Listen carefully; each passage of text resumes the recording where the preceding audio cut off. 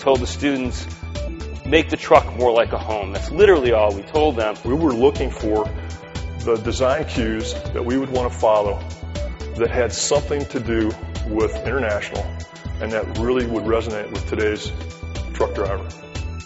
I'm not sure how much you know about these big rig trucks that go down the road, but for example, fleets have over 100% turnover a year, which means on average, everybody working for that company will not be there within a year. Now, certainly some are there long term, lots of turnover. You also have this issue that truck drivers who are living in this box away from their family and friends want a better lifestyle, and they see themselves as a professional, not in terms of sort of that stereotypical truck driver. And so from this, we started to recognize that there was an opportunity for a long-haul truck for a professional, lifestyle-savvy driver. Another great tool that Carnegie Mellon brought was just integrated product development. And we utilized it. We listened. We read the book briefly, in some cases skimmed through, got all the good stuff. We worked some collaborative projects with CMU, so we sort of got the gist, if you will, through hands-on experience.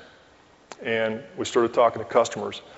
About 3 summers ago, I think it was, must have been 2005, we took 2 foam core mock-ups, low fidelity. I mean, these were just foam core mock-ups inside of steel cabs to the Great American Trucking Show in Dallas. And we brought in customers. We thought that the theme that, of course, the designers liked was going to be the winner. It was radical, it was different, and it was exciting.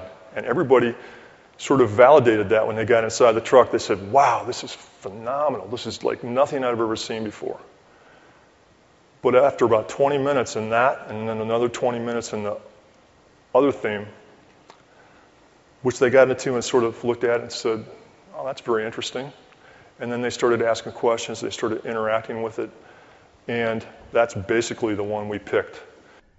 We found out things like power supplies, so people could have electronics and laptops. And storage, there's no good storage in the entire truck, and power management. And personal space, this very small space is your bedroom. It's your office, it's your kitchen. And of course, it's also the restroom for many truck drivers. And so we brought this back to Carnegie Mellon and did a project, and we came up with this notion of separating the workspace from the living space, that you could have maybe a bed that would convert to a couch, that you could have a refrigerator and microwave in there, that you could have a desk, an office that would come out, and several other features. And International actually was able to file and get 3 patents on this project. We then focused in on features and told our integrated product development class to make the truck more like a home. And there were 5 different projects, and everything from pet carriers, pet environments, because it turns out about 30% of truck drivers actually carry pets with them, to vacuum cleaners, because actually truck drivers want their trucks clean, to an office, because about 2 hours a day they're doing paperwork. There's no place to do it.